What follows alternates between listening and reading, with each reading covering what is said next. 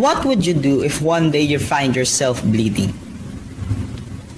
Of course, just like anybody else, you will go to the hospital to see a doctor. Your situation is a matter of life and death. The doctor would then suggest several tests for you to undergo for them to determine the cause of your bleeding. What would be your reaction when the doctor came back saying, "I have the test results," and it doesn't seem so good for you?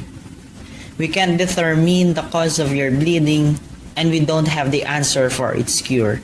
We can only suggest some medication to ease it, but your situation is beyond healing. For sure, all of heaven's weight will be on your shoulder, and the only way to express it is through tears. May I introduce to you a woman who has been under the same circumstances. The only difference is she's been bleeding for 12 years.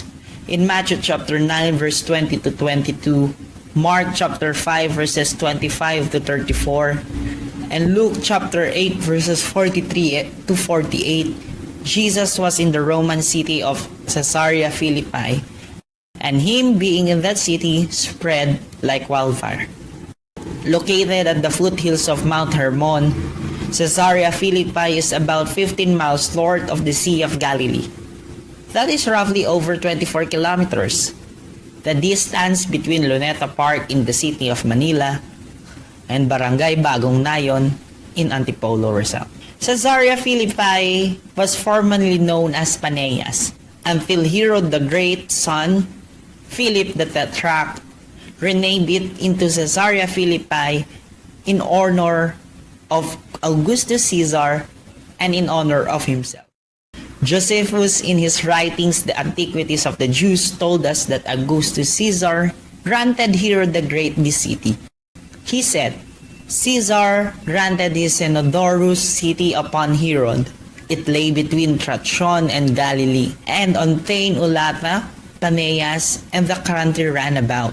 He also made him one of the procurators of Syria, and commanded that they should do everything with his approbation." Later on, we will see the importance of Josephus' writing in the life of Jesus connected to Caesarea Philippi. The news of Jesus healing the sick can't be hidden from the people of Caesarea Philippi. And one man who came from Capernaum, whose daughter is dying, pleaded before Jesus to come to his house, lay his hands on her, that she might live. Jairus knew who Jesus was. He knew that his faith on him might tarnish his reputation as a synagogue leader. But we're not here to talk about Jairus, or his daughter, or his faith.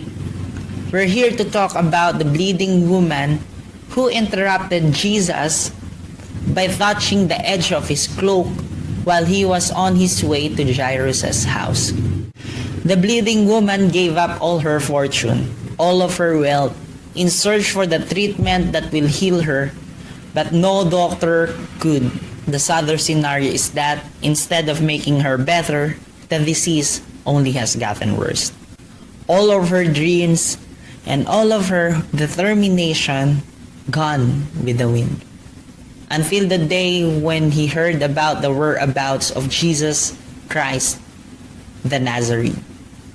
Coming from behind, the bleeding woman went through the crowd and touched the hem of Jesus' garment.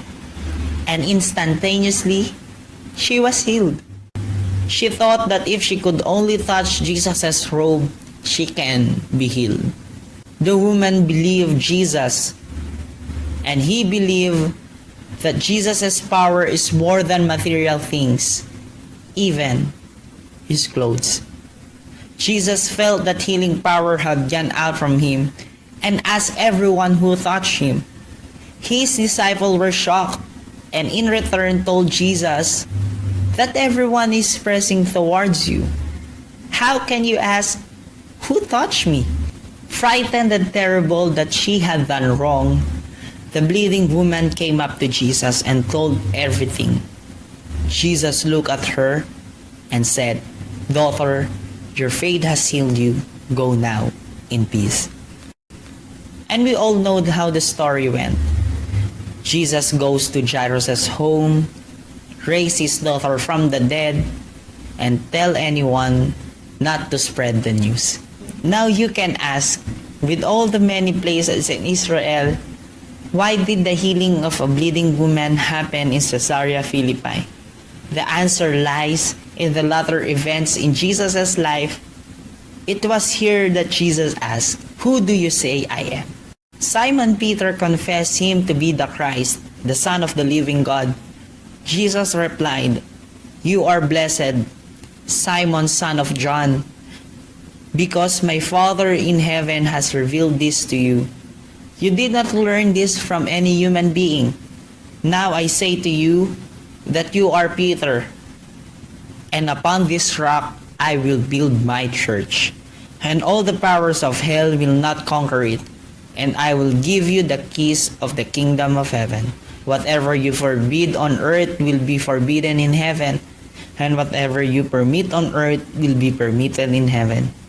It is no coincidence that the very next event occurred in the gospel accounts was the Mount of Transfiguration, whereby after declaring himself to be the Christ, Jesus was seen in his glory by Peter, James, and John, demonstrating further evidence that he was the divine Son of God. The voice of God which the disciples heard gave further confirmation of the calling and sonship of Jesus. And where did this event take place? Rising right above Caesarea Philippi is Mount Hermon at the height of 9,200 feet. But what are the implications of the story of the bleeding woman? 3 things. 1. Jesus broke barriers. Jairus was a member of a prominent group, a man of reputation, and the one who pleaded for Jesus' presence first. While the bleeding woman has lost everything, no one's daughter, and came up to Jesus from behind, her faith is no greater value than of Jairus. Their faith was both commended by Christ.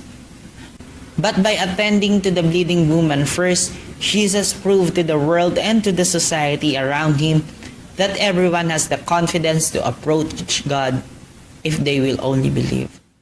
2. Jesus has power to justify mankind from uncleanliness and freedom from death. The woman who has been bleeding for 12 years is ritually unclean. In the sight of the Jewish priest, she is also spiritually unclean. Unable to enter the temple, unable to perform Shabbat, unable to reach out to God because for the religious leaders, the only way to do so was to attend synagogues. The bleeding woman has been excluded from the society for a very long time. Jesus told her that her faith has made her well. Beyond physical healing, Jesus is freeing the woman from the emotional and mental pain of being an outcast. Jesus met her at her lowest point.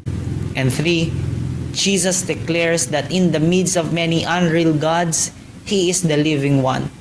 In the heart of Caesarea Philippi were stone images of Syrian and Greek gods and goddesses.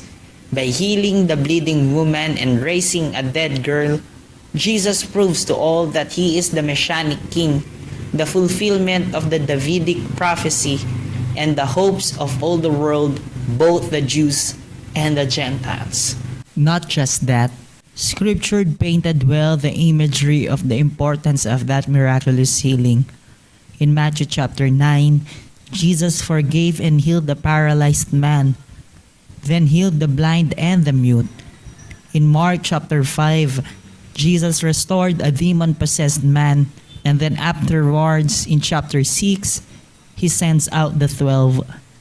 And in Luke chapter 8, Jesus calmed the storm. Afterwards, in chapter 9, He fed the 5,000. In this series of events, the healing of the bleeding woman happened just right at the center.